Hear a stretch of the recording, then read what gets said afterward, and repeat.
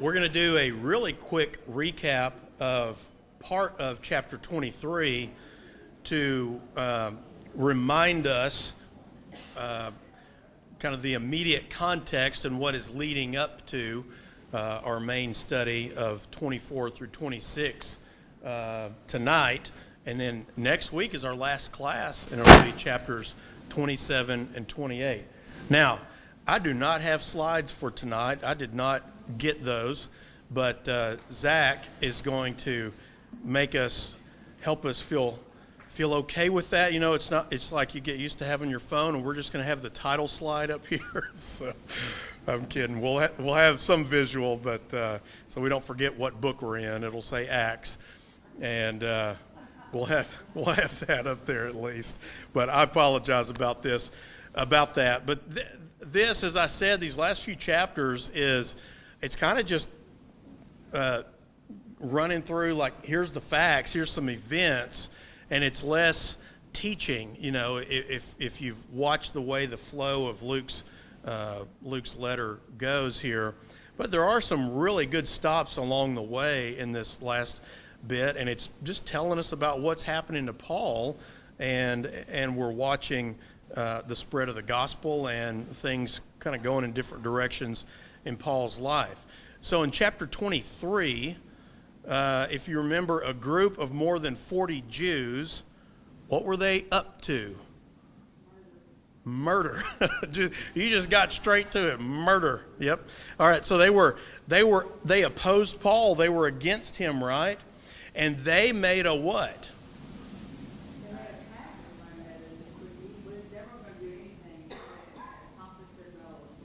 That's right. They made a vow they weren't going to eat or drink anything until they killed him. And from what I read, that you know, they weren't really all that good about keeping their vows. So probably, as Margaret brought up last week, it didn't last too long, especially when we see how things went and how Paul is taken out of Jerusalem and taken to the governor in Caesarea. So we don't know the makeup of this group of 40 men. Different groups have been mentioned in the recent context here. So it could have been some from the group of Jews from Asia. It could have been some who were from Jerusalem. It could have been some from the Sanhedrin Council who were there. Possibly, just kind of a mixed group of people that were all in on this and just said, we hate him and oppose him and Christianity so much, we're going to join in together and make this vow to kill Paul because he proclaimed the Messiah. Now what's interesting is that this is happening in Jerusalem. This is happening in Jerusalem. What is it that we know about the city of Jerusalem when it came to Jewish people?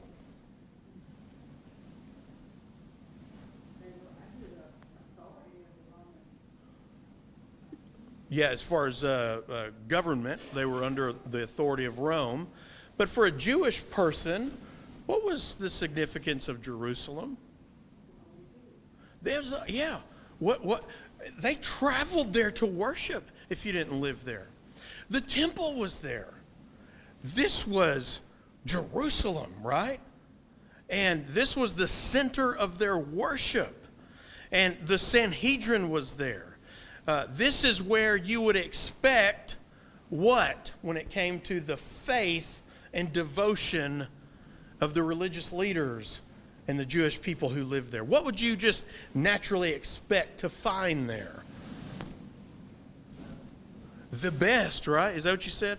The best, I mean, the greatest level of faith and strength in their faith and devotion to God, you would just assume would be found in Jerusalem. And yet, what do we see? We see that a group of people can get together and go in cahoots with the Sanhedrin, the leaders, to conspire to kill Paul. So we see that they were the very opposite of who they should be. Now, thankfully, In today's time, we don't have that kind of corruption in government. I'm so thankful for that, aren't you? That was just back there then. We see a contrast between the commander. Remember, the commander seemed like a decent enough guy. He still had his own political interests and stuff. The letter he writes to Governor Felix makes him look really good. But he treats Paul well. Paul's a Roman citizen. He respects that. He doesn't seem to do anything that is like abusive to Paul or hurtful to him. He seems to take care of him. He pulls him out of trouble a couple of times. And we see this contrast between the commander who kept trying to uncover, what is it that you say Paul did? What's the problem with Paul? And contrast him with the Jewish leaders who are conspiring to kill Paul. And they deal in deceit and destruction, and yet they are the religious leaders. And this is just a Roman commander. But what Paul was trying to do didn't affect that commander's life. And what he was trying to do was very Christianity's life. It disrupted. That's a good point, yeah. And his job was to keep order. Yeah. He could have said, well, y'all take care of him and get this over with, and then order. Probably could have done a number of things, but yes, you're right. He did have those motivations. And we also see that God is at work even in these moments in different people in addition to Paul's life. Now remember, in chapter 18, verses 9 and 10, God had told Paul that he would, what? Protect him, right? He said, I'm going to protect you. He didn't say, I'm going to keep you from any trouble and you know, like the prosperity gospel, the health and wealth gospel, that if you just have faith, you won't even get the sniffles. You won't have any troubles at all. That's not what God promised, but he said, I'm going to protect you. And he did. In 23:11, the Lord stood by him and said, be of good cheer, Paul, for you have testified for me in Jerusalem, where he was in the middle of trouble, so you must also bear witness at Rome. So Paul's like, all right, I get to go to Rome. He has no idea how. God didn't tell him you're going to go on a golden chariot with white unicorns taking you there. He didn't say that with people feeding you along the way. He said, but you're going to go to Rome and you're going to be my witness. And then Luke records the plot to kill Paul. Paul's nephew spoils the plot, and we see the commander again step in and get him out of there. He sends him to Caesarea, to the governor. And notice what, he doesn't just send him in a chuck wagon with one guy driving the chuck wagon with maybe a shotgun. Luke says Paul was guarded by 200 soldiers, 70 horsemen, and 200 spearmen. So those 40 guys and their plans and their vows, yeah, that didn't last too long. They weren't going to mess with the Roman soldiers, especially of that number. They didn't go very far in their vow. So now we're in chapter 24. Somebody read verse 1 for us, please. Just verse 1. After 5 days, the high priest Ananias came down with some elders and spokesmen, ones that told us. And they put before the governor the case against Paul. Okay, very good. So some translations call Tertullus, whatever, call him an attorney. Okay, and so what we see, depending on the translation, that he was an attorney, someone who was well spoken, he could communicate well, and they wanted him. Ananias the high priest wanted him to represent them, to speak on their behalf, so that they could make their case before the governor and their charges against Paul. Okay, now. He accuses Paul of 3 things. Now, let's read verses 2 through 9. And when he had summoned meaning the governor, Tertullus began to accuse him, saying, when he had been summoned, Paul, Tertullus began to accuse him, saying, since through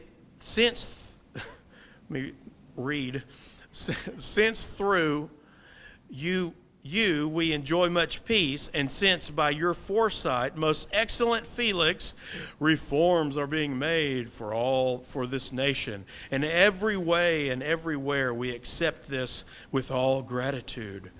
But to detain you no further, I beg you in your kindness to hear us briefly.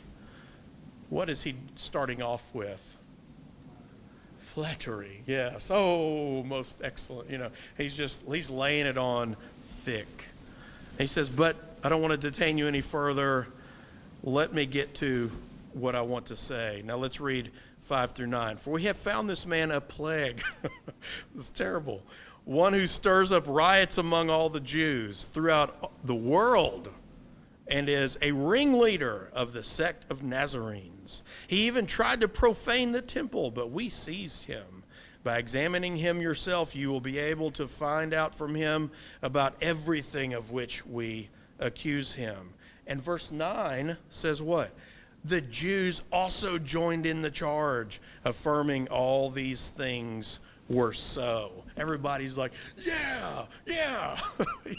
It's like a court scene we would think of in the what's it called? The people out in the pews, they just start cheering, yeah, and he's got to bang the gavel, order in the court. That's what this scene is kind of like. And their attorney is bringing these charges. He accuses Paul of 3 charges. The first is personal. What's the first charge that he brings against Paul? That Paul was a what? A plague. Some translations say a pest or a pestilence. That's an ugly thing to say. Like, this is personal. Like, and that's how politics gets, doesn't it? It gets personal. When there's hate involved, it gets personal. And they're calling him personally a pest, a plague. And then the second charge is a political charge. And this one would really appeal to the governor, Felix. Because a disease. Yeah. Very good. Very good thought, yeah. In the political charge, the second one, they're saying that Paul was the ringleader of who? The sect of the Nazarenes. Have you ever heard of that? Has anyone ever heard of this group? No, it's nowhere in Scripture. They make it up. They make up this name because they're attacking him and they're wanting to paint him in the worst light possible in front of the governor. This was a derogatory statement. It's the only time used in Scripture to refer to Christians who were also referred to as the Way. They've already been called Christians, but it hadn't caught on yet as their primary name. There's a connection to Jesus. Do you remember? Can any good thing come out of John 1:46?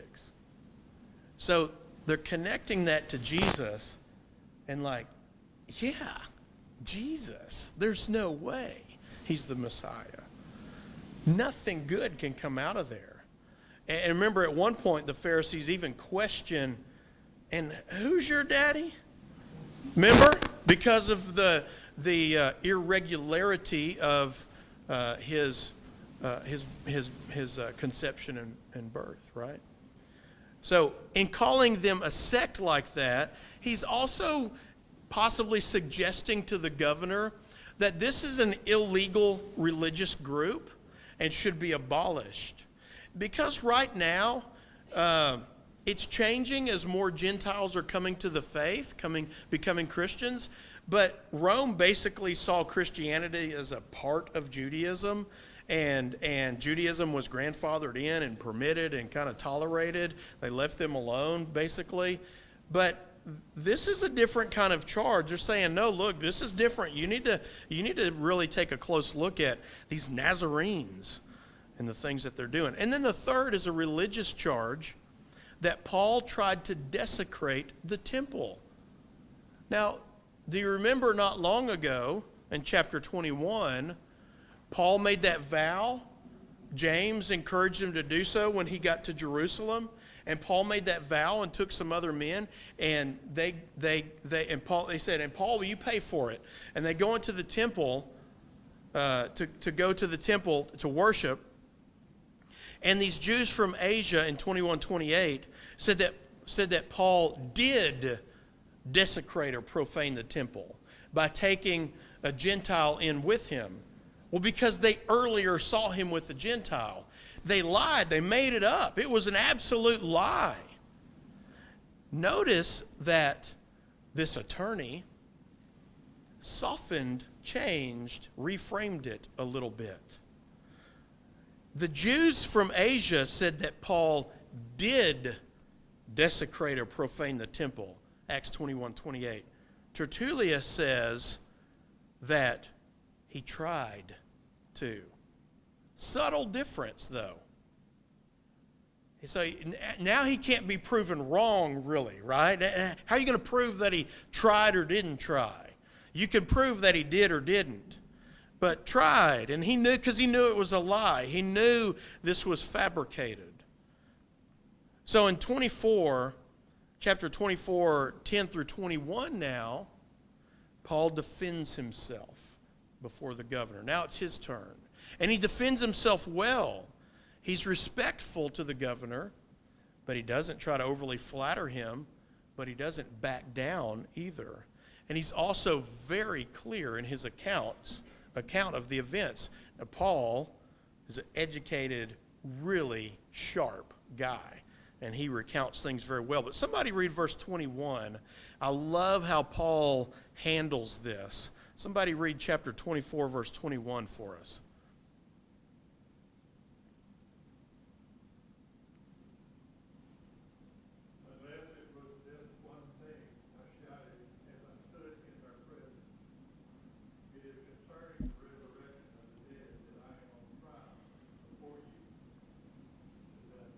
Okay. So he's like, if I've done something wrong, fine. I'm not trying to escape death. But here's why I'm here. With respect to the resurrection of the dead, that I'm on trial before you today. It's the same thing he said earlier, right? So he's not guilty of doing wrong. He's guilty of telling others about Jesus. Somebody look at 1 Peter 4, verses 12 through 16.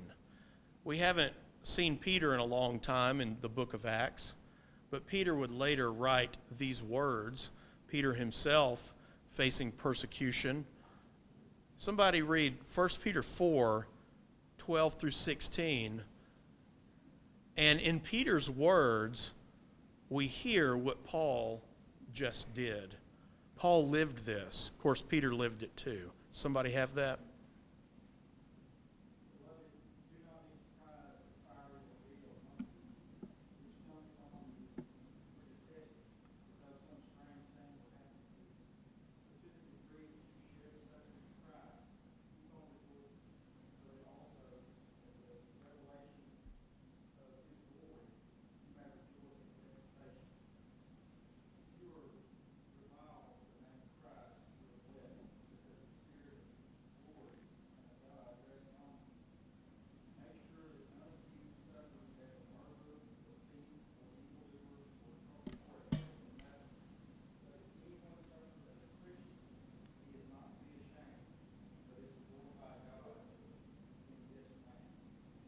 Yeah. You see that?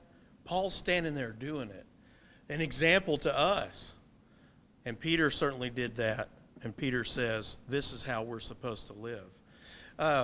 Look at verses 22 through 23 of Acts 24.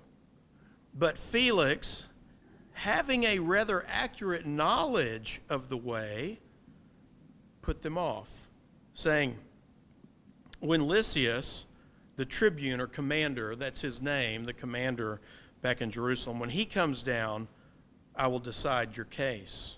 Then he gave orders to the centurion that he should be kept, Paul should be kept in custody, but have some liberty, and that none of his friends should be prevented from attending to his needs. Okay? So Paul is not, locked up in chains. He's given liberty, given some freedom. We also see there's some things about Felix and his wife Drusilla. They came from wickedness in their family, but Drusilla was a descendant of a Jewish mother, grandmother, grandmother, mother, grandmother, great-grandmother. There was Jewish ethnicity in her family line. Therefore, she was considered Jewish, okay? And so that gives us a little bit of background on who they are. Felix was he was known for being a ruthless governor. Peace, it is recorded in extra biblical history, was in spite of him, not because of him. But he's knowledgeable of the way.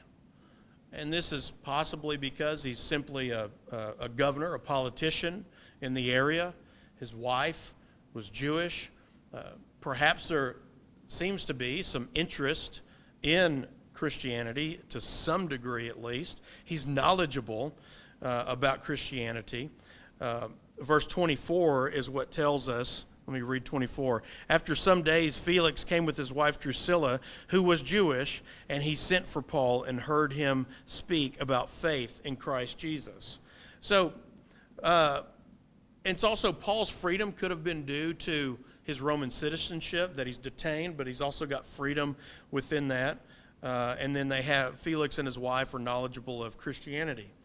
Now, in verses 24 through 26, we see two motivations that Felix has for discussing Christianity with him. Let me read 25 and 26.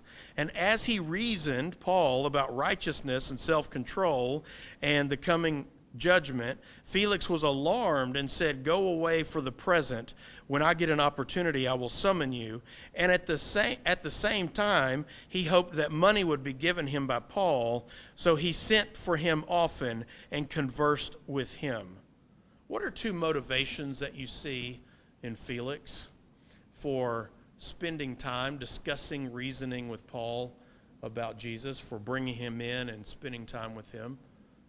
What are those two motivations?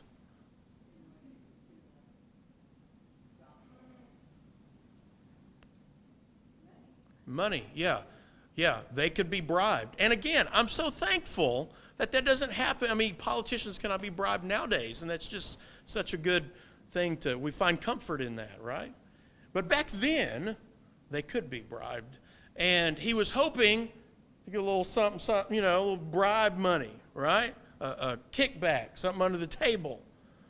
And he didn't get that from Paul, but he also seemed to had some interest in what Paul had to say until what? Verse 25. Look at verse 25. See, heard him speak about faith in Christ. Huh? Became frightened, yeah. So what frightened Felix or alarmed him? This seems like you're reading and then like there's that scare moment. Like, what scared him? What got him worked up? The judgment to come?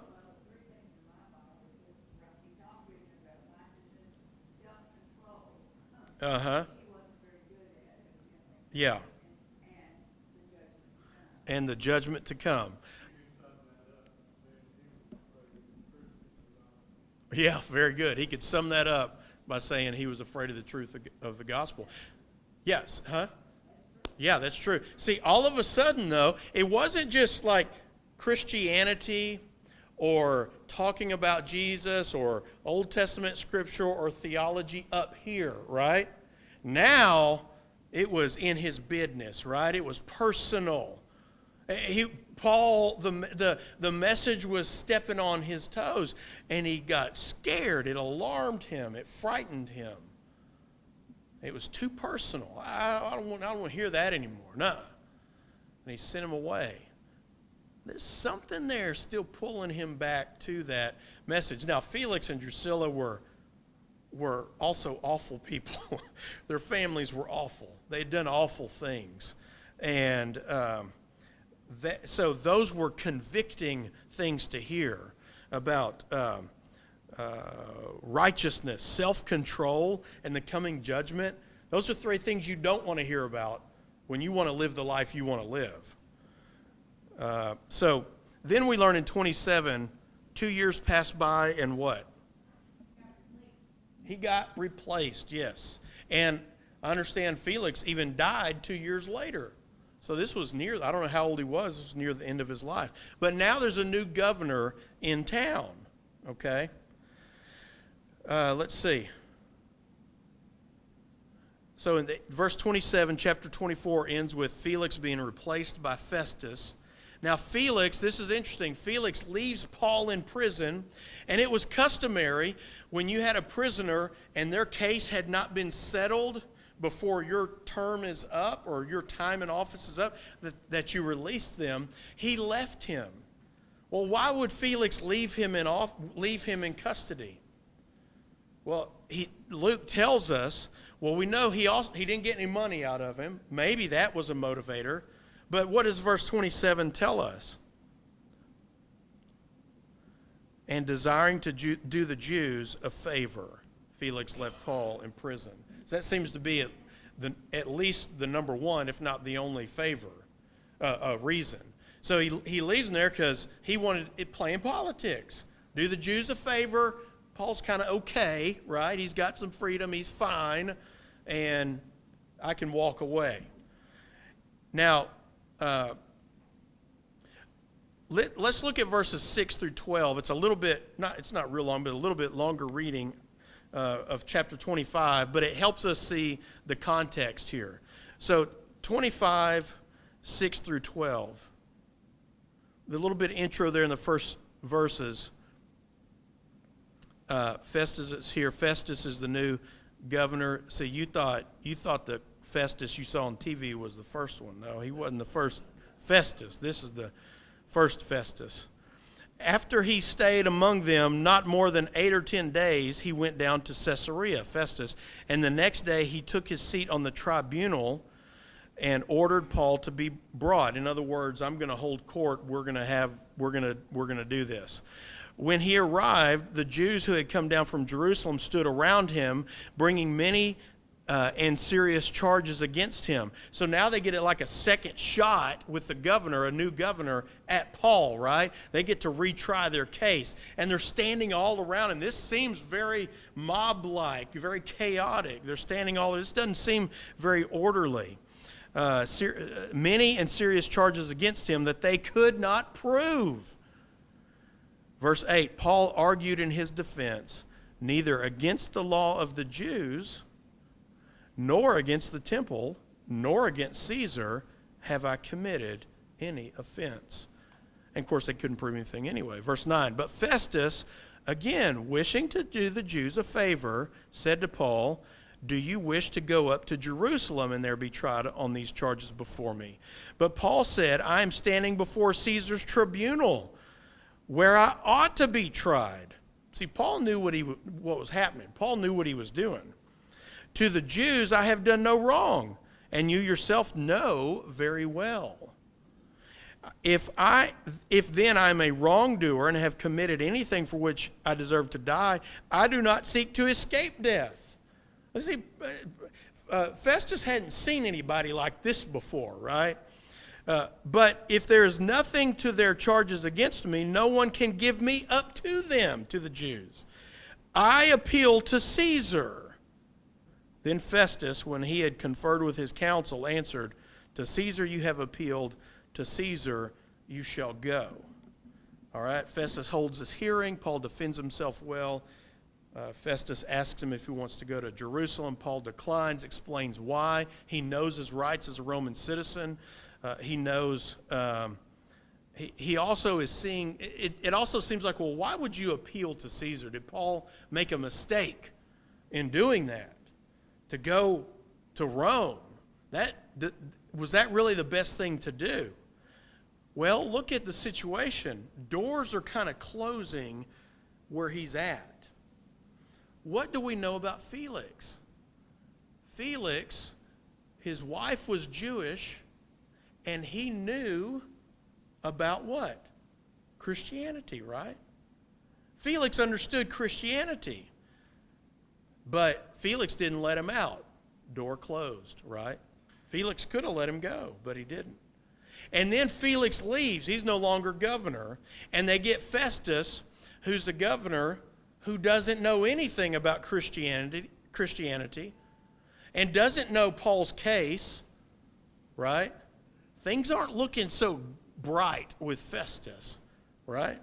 I'm not sure Festus can handle this well. I don't know what direction this is going to go. And then Festus wants to go to Jerusalem. Now, last time they had to get him out of Jerusalem. Why? They were going to assassinate him. And Paul's thinking, I don't think that's a good idea to try to go back to Jerusalem where those 40 guys might be, and maybe they've eaten by now, and they're ready to, come after me now. And maybe it's not going to go so well. And Paul knows how all this works. And so he sees the best route to go is to appeal to Caesar and to go to Rome. Exactly. Don't forget that. And I'm glad you said that at this point, because we see that whether Paul is cognizant of it or not, God is directing things and getting him to where he wants to be, and Paul's just being faithful. God knows what he's doing. Now, also going to see the emperor, to see Caesar, gets him out of the location safely. It's dangerous there, and he's under Roman protection, okay? So those are other things on his mind. Now, do you know who was the emperor, the Caesar, at this time that Paul would stand before? Can you guess? Who would you guess? It's probably the name you're thinking of. Huh? Who'd you say? No? I don't know the timeline. I don't know where he was. Nero. Huh? Yeah, it was Nero at this time. Paul would go stand before Nero. Now, when we think that, we think, oh boy, this is not going to end well, right? But for the first 5 years of Nero's reign, things were fine. It's actually called the Golden Age of Rome. And it's later he begins to, I don't know if begins to have, mental conditions, but there's definitely a moral downward spiral in his life. And he begins to persecute Christians. And the one Paul will go stand before is the one who will eventually kill him and Peter after he blames the Christians for what? Burning Rome. He needed a scapegoat, and Christians were the perfect ones to blame.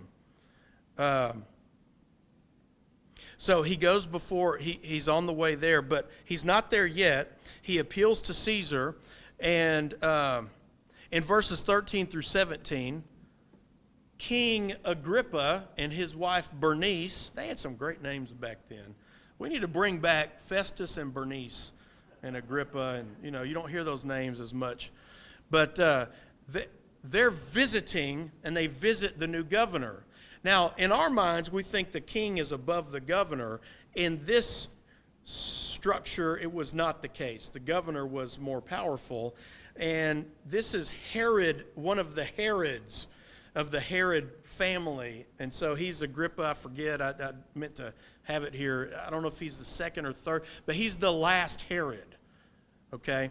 They're visiting, and Agrippa is also part Jewish, considered fully Jewish because of a Jewish mother, grandmother, great-grandmother in his family.